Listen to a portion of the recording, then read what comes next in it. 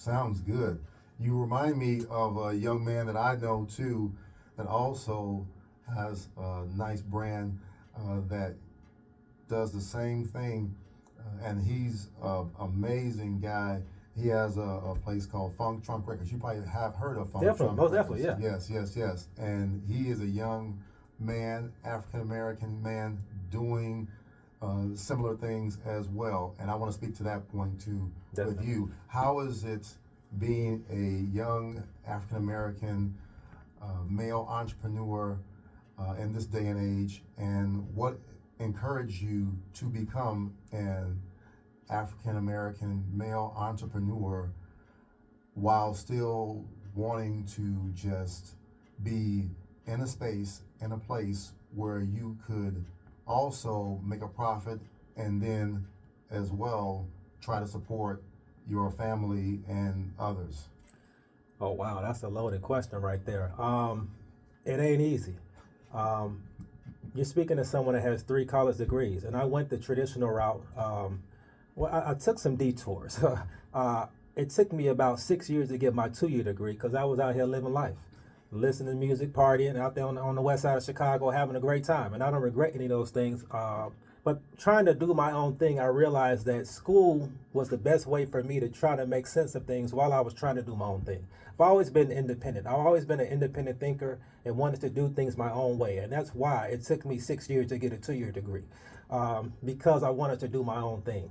And I think there's nothing wrong doing your own thing, but you gotta have a plan.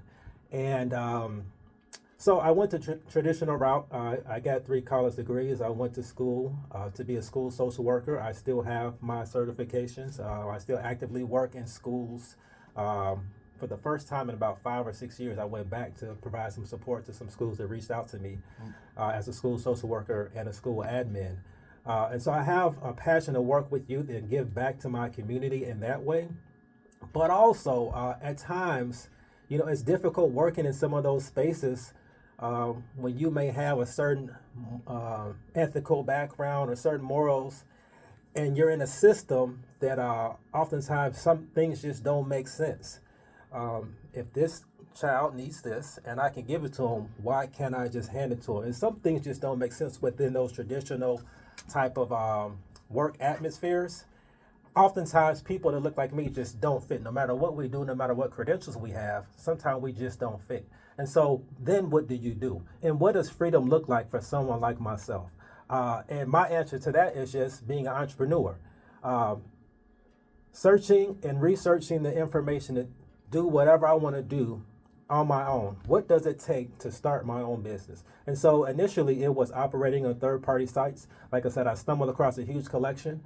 And because I'm a collector and I had the entrepreneurial spirit within me, I thought, wow, I can make some money off of this.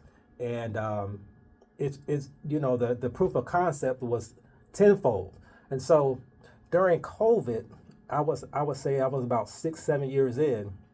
There was a need for me to really just branch out from them third-party sites, start my own website. And so I had to just research things, and I had to partner with people, and I had to take meetings. I really had to approach it like I was at a traditional job. I had to wake up at a certain time. I had to be very disciplined. I had to be disciplined with my money management. I couldn't be out here buying chips and snacks and stuff like that, or going out to the movies. I really had to sacrifice some personal time in order to draw up a true business plan and execute.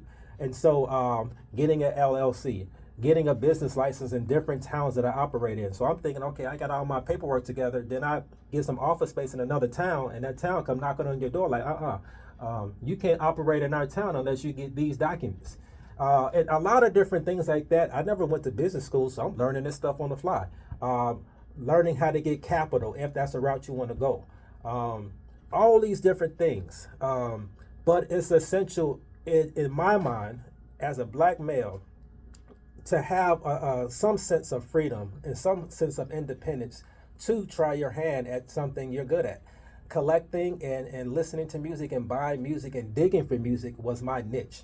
And although I have those 3 college degrees and I went to, I go to work as a school social worker, people say, man, it makes so much sense that you have a music store because you've been liking music ever since you was like 8 or 9 years old. You always had a collection. Like, it makes so much sense. So I would say, finding a niche and something you have a passion in. And they say, like, if you do something you love, it's not work. And so, but also, don't think you're just gonna sit at home and the money just gonna start rolling in. You gotta work. You almost have to work, 80 hours a week. I have an online music store. There are no set hours. I'm up at 3, 4 o'clock in the morning. I was up till 3 o'clock in the morning last night, and I got up at 6:30 to get ready to come over here. That's what my days look like. Now, I plan on, of course, building a bigger team and collaborating and partnering with some people and delegating some of those tasks. But right now, it's a one-man show. But also just finding the right people to partner with. I can't do everything. I don't know everything. So using things like Fiverr or building an IT team and having a help desk team, having someone that can help you in those spaces where you're not that proficient in, I think is essential as well. So building a team of people who are reliable, people who are consistent, people who are responsive, because some things are time sensitive. So having a team of trusted people who are reliable, having your money together, being disciplined, and being a student. And so I'm in a library often. I'm not doing just random Google searches. I'm in that library. I'm reading on stuff. I'm constantly informing myself and educating myself, doing any type of free business seminars, really just trying to feed myself with different information. And that's one of the reasons how I met you. Just being a part of the community, doing different things, and just reaching out, being present. And I know I'm kind of all over the place, but all of this kind of goes into Black entrepreneurship. We are speaking with Jaycee Bryant, the proprietor of UnDigable Digs, right here on Hampton Summer Jam.